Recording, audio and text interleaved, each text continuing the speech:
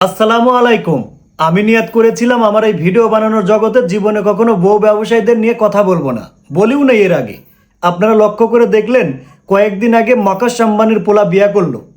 এই যে ভাই বউ নিয়ে নাসা নাসি নাসা নাসি, দিনের মধ্যে 1500-2000 রিলস আপনাদের সহ্য করতে হলো।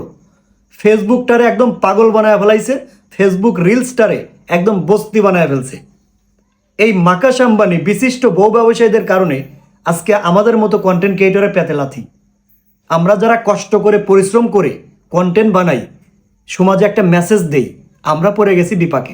আপনারা জানেন আমরা যারা ভিডিও বানাই সারাদিন ভিডিওর পিছনে সময় দিতে হয়, আমরা অন্য কোনো কাজ করতে পারি না।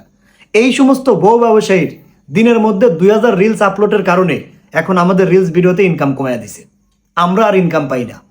আমরা সারাদিন ভিডিও আপলোড করে যে অর্থটা পেতাম এখন আমাদের আর সেই অর্থটা দেয় না।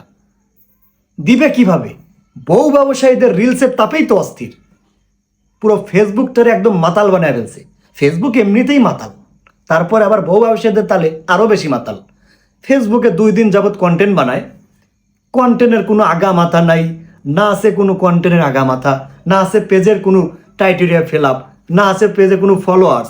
2000-1500 ফলোয়ার্স নিয়ে কন্টেন্ট মনিটাইজেশন দিয়ে দিচ্ছে। তারা এসে ভিডিও বানায় এসে যে সোনার হরিং পেয়ে গেছি, আমরা তো সোনার হরিং পাইছি, আপনারাও পাবেন। মানে তাদের কাছ থেকে আমাদের বুঝ নিতে হয়।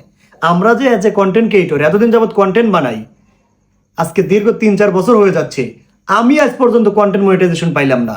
অথচ 2 দিন যাবৎ ফেসবুক পেজ খুলছে, না আছে কোনো কন্টেন্টের ঠিক, ওই ছবি ছেড়ে রাখছে, ওই নাচা গানা ছেড়ে রাখছে, ওই আপনার যাত্রাপালা ছেড়ে রাখছে, তারে কন্টেন্ট মনিটাইজেশন দিয়ে রাখছে। এদিকে আমি একজন কন্টেন্ট ক্রিয়েটর, আমার কোনো কন্টেন্ট মনিটাইজেশনের খবরই নেই।